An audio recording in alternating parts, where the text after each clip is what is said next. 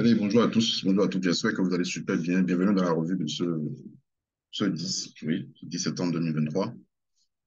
Alors, au cours de cette semaine, nous avons eu pas mal de plans qui se sont déclenchés. J'ai été un peu plus actif que d'habitude dans le groupe, voilà, dans le groupe de suivi. Bon, je sais pas si j'ai envoyé également dans le canal Telegram. De toute façon, vous avez quand même vu, si vous avez suivi la revue du dimanche passé, et que vous avez vu comment ça s'est passé, surtout sur nos plans en USD, notamment sur le Gold, le GBP USD également. Je crois même que j'ai envoyé euh, certaines analyses, bien certains résultats dans le canal Telegram. Alors, aujourd'hui, je vais commencer, bon, au lieu de commencer avec le DNY, je vais rapidement commencer avec le GBP NZD. OK?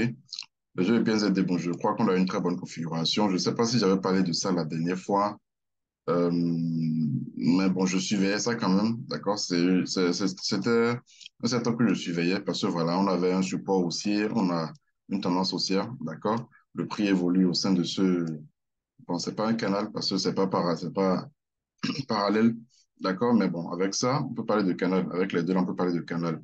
Au sein de ce canal, et là, nous sommes sur la bande inférieure du canal. Au même moment, vous avez 50% fibre de tout ce mouvement-là, en H4, d'accord? De tout ce mouvement. Donc, cette zone-là, c'est la zone fibre du mouvement H4.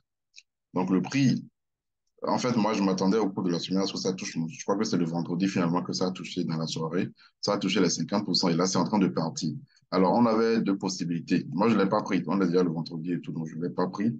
On avait deux possibilités. Soit vous êtes agressif automatiquement, vous prenez après la clôture de cette bougie. OK? Maintenant, si vous voulez être plus prudent, c'est-à-dire, on peut aller je vais en H1 pour voir rapidement si on a une possibilité d'avoir, voilà, d'avoir quelque chose comme ça. Donc, voilà. Donc, excusez-moi. Donc, avec ça, on peut attendre, d'accord, une cassure franche, c'est tout. Ça peut réintégrer, repartir, chercher les 61, oui, c'est possible. Donc, pour ceux qui ont pris ça ici, là, ils seront un peu plus à l'aise. Ils peuvent même déjà faire break-even, d'accord? Mais pour nous autres qui n'avions pas pris ça, là, on peut attendre la cassure, d'accord? Une cassure franche si possible pour prendre cette position à la hausse. Alors, comme je l'ai dit, d'accord, ça peut toutefois revenir chercher les 61 avant de repartir. Il ne faudrait pas écarter cette possibilité-là. Donc, il faudrait faire attention à là où vous allez mettre votre stop. Si vous voulez garder la position moyen terme, même voire long terme, le stop peut être placé sous les 61,8. D'accord?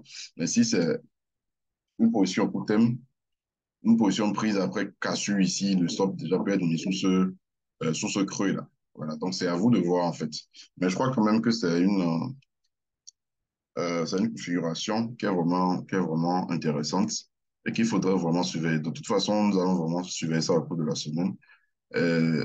Si possible, si nous avons une bonne cassure et tout, nous allons prendre position. Alors, je disais, voilà, 68% de ce mouvement, mais le mouvement daily, c'est tout ce mouvement en fait. C'est tout ce mouvement. Et le mouvement daily, comment on appelle ça? Le FIBO se retrouve quelque part ici. Donc, ce qui fait que si cette zone fibre s'invalidait, on pourrait s'attendre à un retour dans la zone fibre délit. Et pourquoi pas, ça pourrait, euh, par coïncidence, toucher, faire un rebond sur le support haussier délit qui est en bas ici. De toute façon, nous allons surveiller, voir comment ça va se passer, d'accord, avec le GBP-NZD. Alors, le DXY, au cours de la semaine, nous avons eu une accélération haussière, comme je m'y attendais. Puisque voilà, nous avons eu la cassure, OK? Nous avons eu la cassure de cette figure cassure pullback accélération. Et j'avais en quelque sorte un peu peur pour ce niveau, que ça ne casse pas le niveau. C'est-à-dire que ça se heurte à cette résistance et puis qu'on assiste à un retour du prix à la baisse. Ben, finalement, on a eu la cassure. OK? On a eu euh, le délit, je vais vous montrer ça. Donc, on a eu la cassure. Donc, en quelque sorte, c'est un pullback, si on peut le dire, en quelque sorte. Là, je suis sur le graphique délit. Donc, ça pourrait vraiment décoller au cours de la semaine et on pourrait viser, on pourrait avoir comme prochain objectif cette zone. Bon, je vais dessiner ça.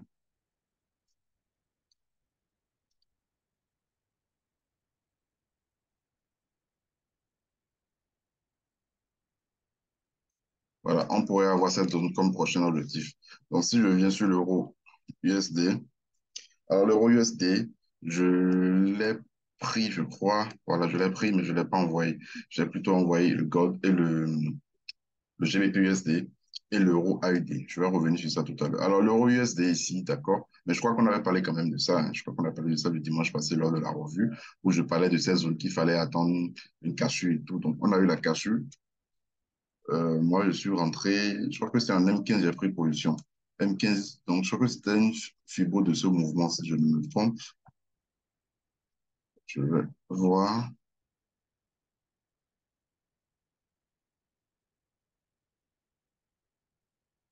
Voilà. Je crois que c'était quelque chose comme ça. J'avais pris les 50% quelque part. D'accord? Quelque part là. Bon, après, je suis sorti parce que je suis beaucoup plus resté sur le GBP USD. Alors là, sur le graphique de l'euro USD, d'accord, on a eu la cassure comme prévu. Donc, c'est en train de descendre. Je vais voir est-ce que on peut tracer quelque chose, cassure et tout. Alors là, là, par contre, je crois que ça nous donne encore une possibilité. Ça me donne une nouvelle possibilité. Là, je suis en H1.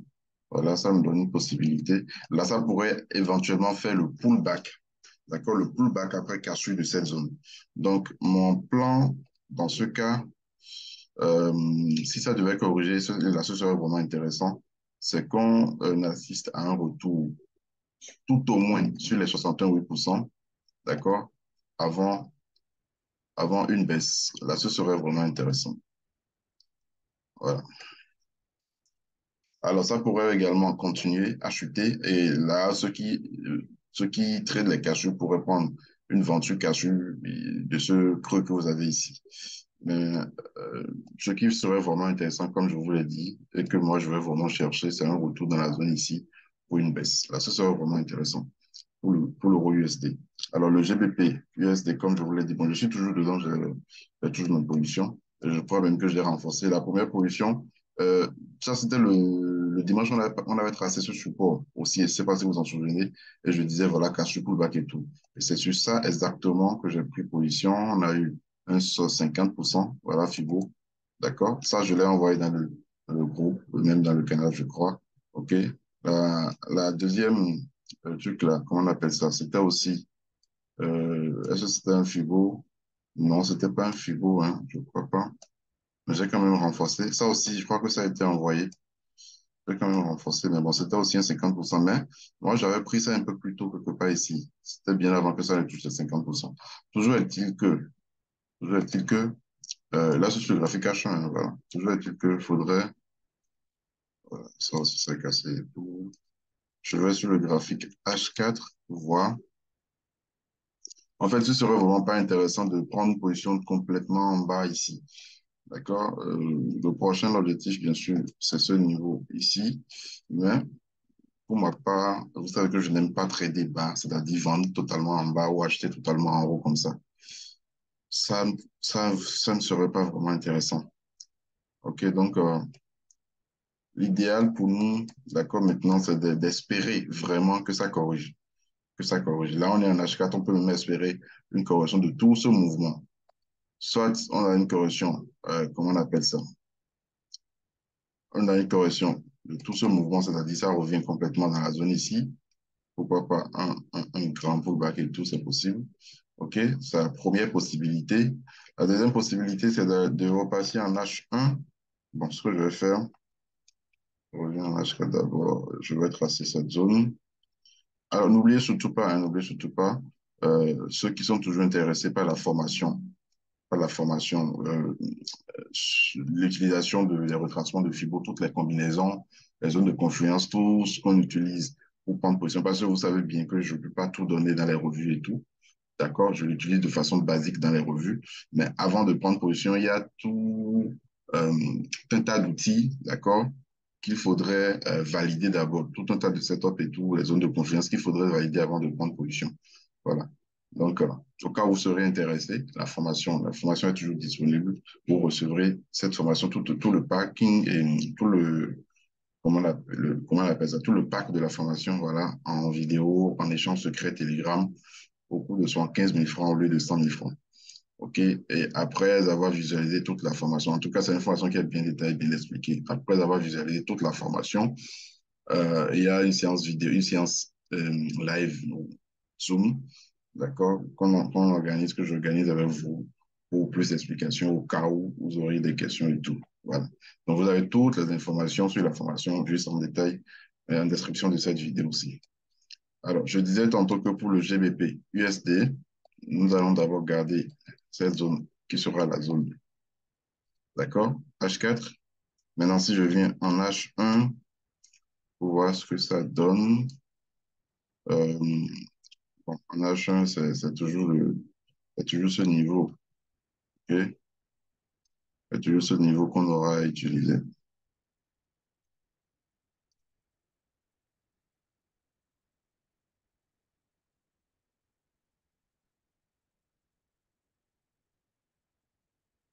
Voilà.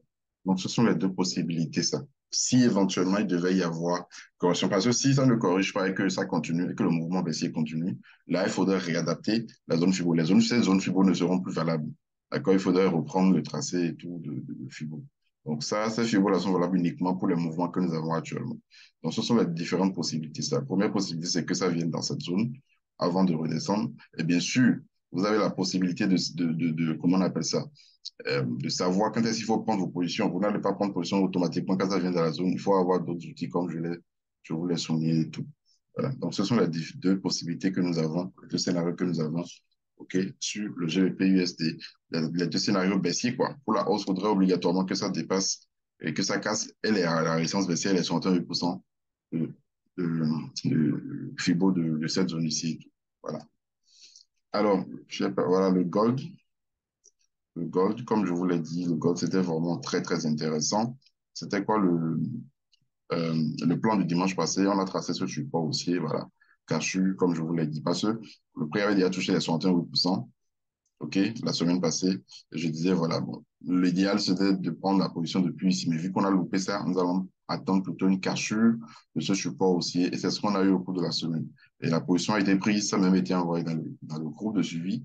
OK, donc on a atteint le premier TP qui était ici. Le deuxième TP, c'est ici. Ça n'a pas été atteint, hein, je crois. J'ai toujours des positions qui sont ouvertes. Je crois que c'est ça passe. Oui, oui, voilà. Le deuxième TP, je l'ai fermé. Ça n'a pas touché, mais je l'ai fermé. Je vais même envoyer ça dans le groupe. Le troisième TP, c'est ici. Voilà. Donc là, on a eu une nouvelle possibilité d'entrée, comme sur toutes les paires en USD. D'accord? On a eu une nouvelle possibilité d'entrée. Euh, je crois que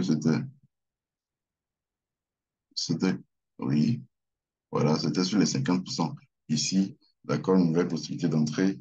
Mais là, je n'ai pas pris, hein, je crois, je n'ai pas pris de deuxième position. Parce que j'avais déjà pris trop de positions en haut ici.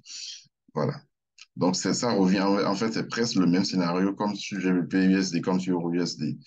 On devait prendre depuis ici, c'est déjà parti, voilà. Soit ça revient encore nous donner une bonne opportunité en soi. Parce que ici, c'est presque 50%. Si on, je crois même que ça a touché. Soit ça revient chercher les 50 ou les 61%, là, ce serait parfait pour notre entrée. Soit ça continue. Là, vous serez obligé d'attendre la cassure de ce creux plus bas pour prendre position.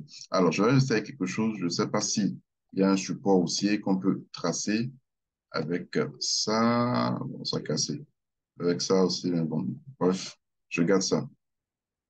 Je garde ça. OK, donc c'est ça.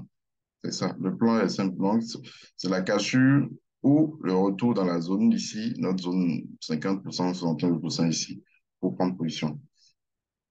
Voilà. Maintenant, si la hausse du dollar doit se poursuivre sans correction, alors là, tous nos scénarios sur les ISD, d'accord, seront, comment on appelle ça, seront beaucoup plus favorables aux cassures. OK?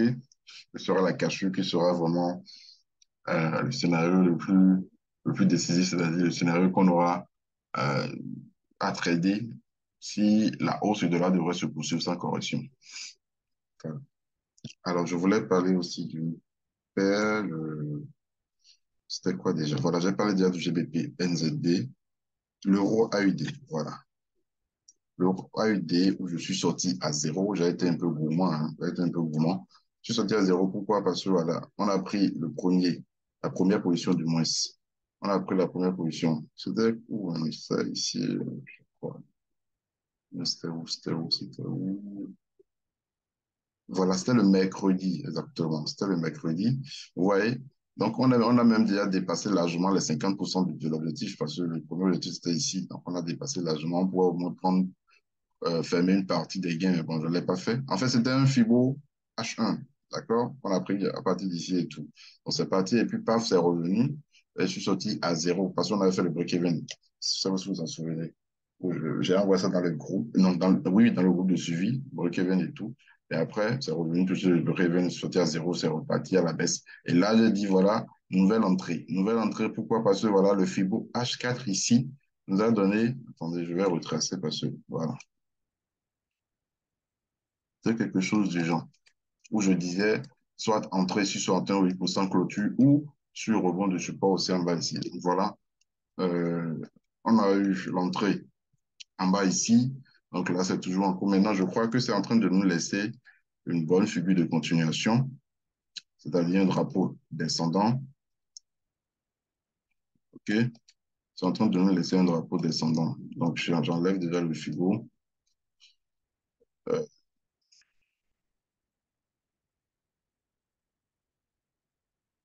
voilà. Donc, soit ça casse la bande supérieure du drapeau, et là, ce serait parfait parce que voilà, baisse, drapeau descendant, continuation. OK? Ou ça revient encore en bas avant de repartir. Toujours est-il que là, on a une bonne configuration, et là, ce serait vraiment intéressant de trader cela. Voilà. Euh, Quoi encore? Je voulais parler de quoi encore? C'était GBP, JPY, je crois. GBP, JPY, on attendait la cassure, mais on l'a pas eu, on a eu un rebond. Et là, j'ai envoyé le vendredi ou bien le jeudi, je ne me rappelle plus trop. Euh, Excusez-moi. J'attendais un retracement, d'accord, de ce mouvement pour prendre un boost. Si on n'a pas eu comme on ne l'aura pas toujours, d'accord, et puis c'est parti, c'est parti. Bon, bref. Le plan est toujours valable. Peut-être, souvent, ça fait des consolidations comme ça peut consolider et venir chercher le support aussi avant d'exploser à la hausse. Voilà, toujours dit que c'est un triangle descendant que vous avez ici. Bonne inférieure, bonne supérieure. On peut chercher une entrée en unité de temps inférieure. OK? En M15, par exemple, on peut chercher une entrée pour aller chercher la bonne supérieure ici. Comme ça peut revenir. Toujours dit que entre les deux bonnes, vous pouvez trader. Vous pouvez vendre en haut, acheter en bas. Mais là, c'est déjà parti. C'est pourquoi j'ai dit on peut chercher une entrée en unité de temps inférieure. Alors, l'euro JPY.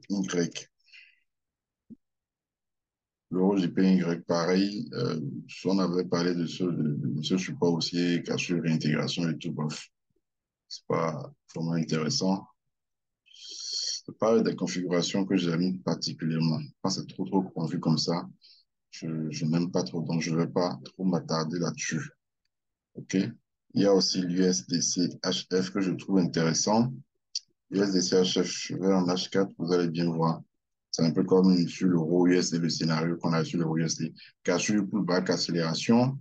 Ici, vous avez une zone FIBO H1, OK, au cas où ça viendrait dans la zone repartie. Et ici, vous avez une zone FIBO H4 de tout ce mouvement. Donc, c'est presque le même scénario comme sur l'euro USD. Voilà.